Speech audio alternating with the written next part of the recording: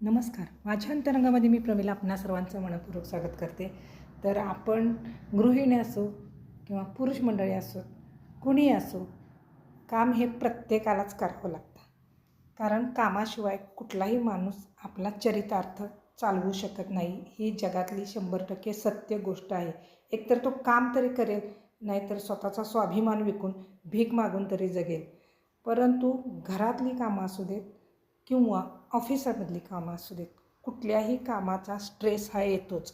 कामासोबतच आपल्याला आणखी एका गोष्टीचा नेहमी स्ट्रेस येत असतो.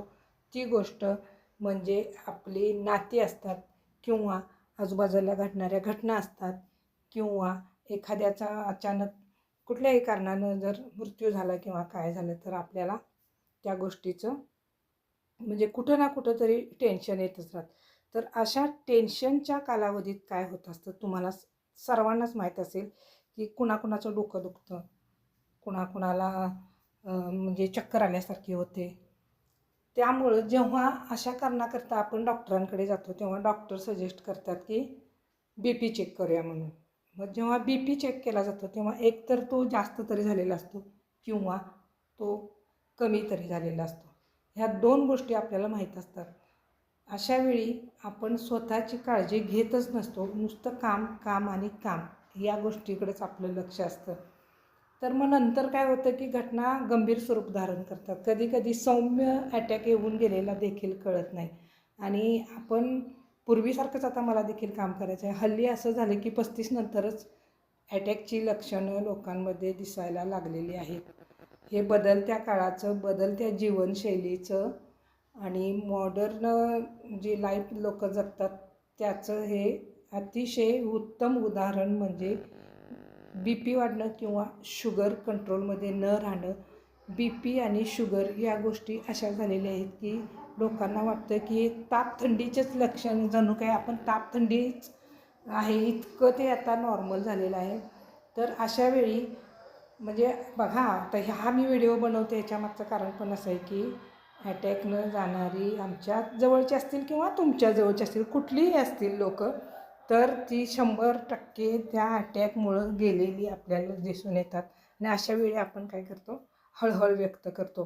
तर प्राथमिक स्वरूपात आपल्याला काही गोष्टी माहीत असणं ही काळाची गरज आहे. जशी आपल्याला लक्षणं माहीत असतात.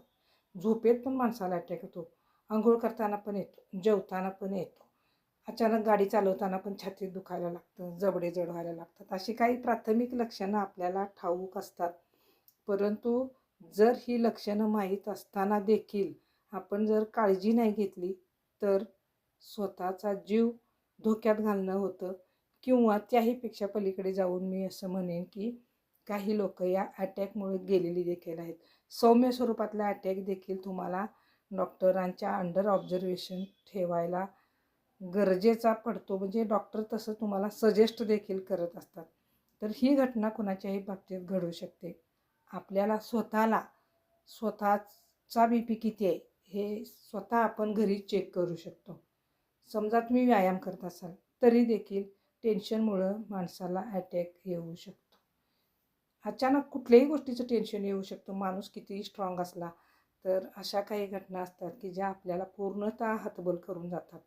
म्हणून अशावेळी आपल्याला एक गोष्ट माहीत असायला पाहिजे, की याची लक्षणं काय असतात किंवा आजकाल बाजारामध्ये देखील अशा प्रकारची काही साधनं उपलब्ध आहेत, की जी आपल्याला उपयुक्त असतात, जी आपला बी-पी चेक करायला मदत करत असतात. आपण जरी आनंदी असलो तरी देखील आयुष्य हे असं आहे, की कुठल्याही घटनेच्या म्हणजे वाईट घटना घडण्याआधी आपल्याला त्याचं गांभीर्य वाटत नाही. त्यानंतर आपण गंभीर होतो. म्हणून आपल्याला घरच्या घरी देखील आपला बी-पी व्यवस्थितपणे चेक करता आला पाहिजे. त्याकरता आपल्याला जवळ एखादं इन्स्ट्रुमेंट असायला पाहिजे. जेणेकरून आपला बी-पी आपण स्वतः चेक करू शकतो. अशा प्रकारचं एखादं मशीन जर आपल्याला मिळालं, तर ते आपण निश्चितपणे वापरायला हवं. त्याचा आपल्याला नक्कीच उपयोग होतो. तर चला मला जेवढी माहिती होती तेवढी मी तुम्हाला सांगितली आणि जर ह्या मशीनविषयी तुम्हाला अधिक माहिती जाणून घ्यायची असेल तर मी त्याची लिंक 100% डिस्क्रिप्शन बॉक्समध्ये ॲड करणारच आहे.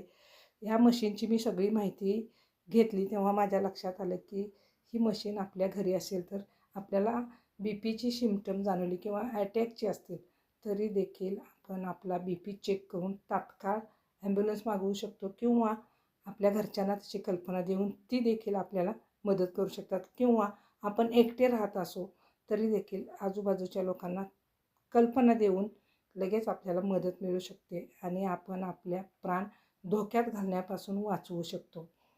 फक्त कामावर फोकस न करता स्वतःवर देखील फोकस करायला हवा.